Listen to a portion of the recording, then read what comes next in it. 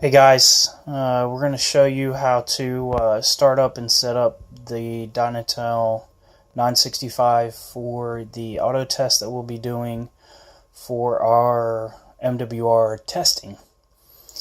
So the first thing we're going to do is turn on the device. There's a nice little on and off button right here.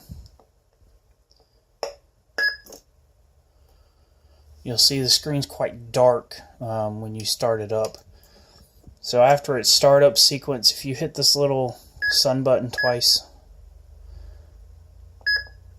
it'll turn the backlight on, and then you hit enter to save that. So the first thing we're going to do is we're going to go down here, we're going to hit this auto button. What this auto button will do will take us to the auto menu that has all of our nifty little settings for the auto testing that we'll be doing.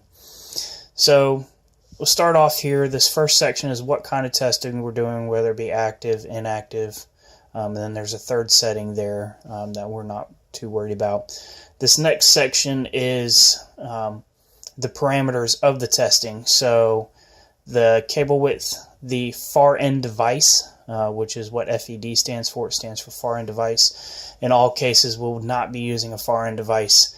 And then the type of cable we'll be testing, whether it be a 2-pair drop, 5-pair drop, shielded cable, so on and so forth. So to set this stuff up, the first thing we're going to do is we're going to set up this far end device, and we're going to make sure that that says none. So you'll see here that the far end device setup is these two little arrows that are side by side. So if you go down here, you'll see two little arrows side by side. Sets us up into here. In here there's three settings. There's a none, a 3M fed, and a smart strap. For all cases for us, we're going to be using none. So make sure none is highlighted and then hit the enter button to save that. The next thing we're going to do is we're going to set up the specifics on what we're going to be doing. So the gauge of the wire and the type of testing and then the type of wire itself. So the inactive setup is the little menu button that's down here. So we're going to press the menu button. That menu button will bring us here.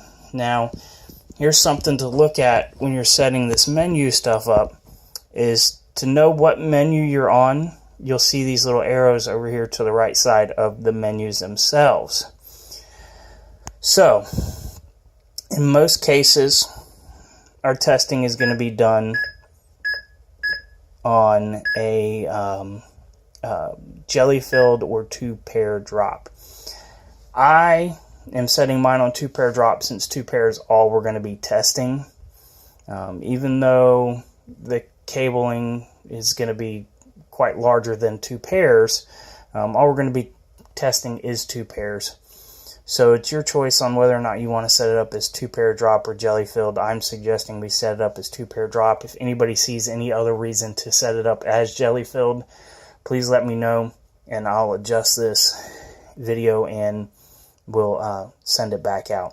So the next thing is to change menus, we're going to be hitting that little side-by-side arrow.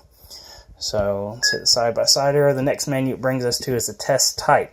So whether it's basic or full, we are using a basic test. We don't need all the information from a full test. The basic test will give us all the information we need.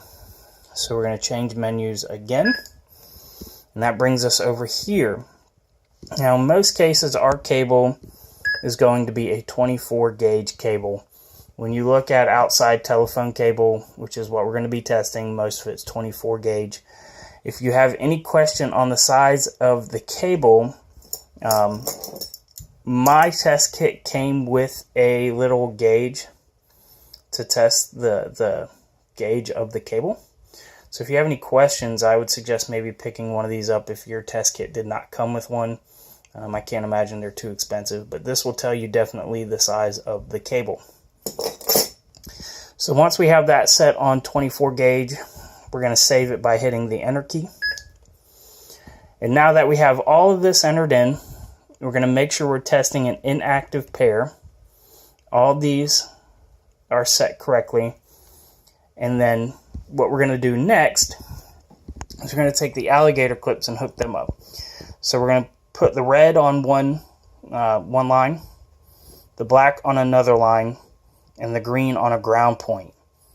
Your kits also come with a red or a yellow and a blue line. We're not going to be worried about those. They really don't test anything that we're going to be needing to test. So again, red on one pair, black on another pair, red on one line, black on one line, and then green on a ground. So important thing is when you hook these up, you use the same pair. You're going to use one line of the pair for red, one line of the pair for black, and then green to ground. And all the connection points should always have a ground somewhere close by.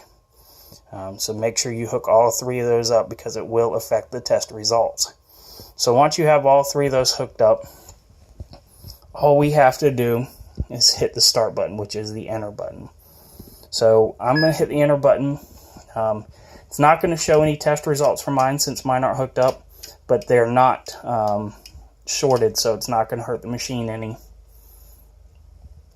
And you'll see how all these will pop up.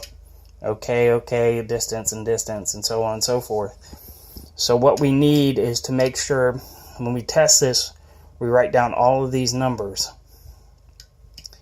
And all those numbers will be taken into account for the cleanliness of the pair, and if it's going to be okay to use.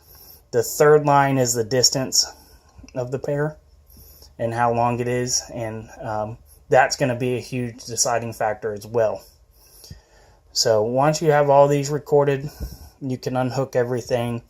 Make sure you have it all written down. And then all we have to do is set this little back barrel out. And it brings us out here. And then shut down the device. So if you guys have any other questions, feel free to call me or email me.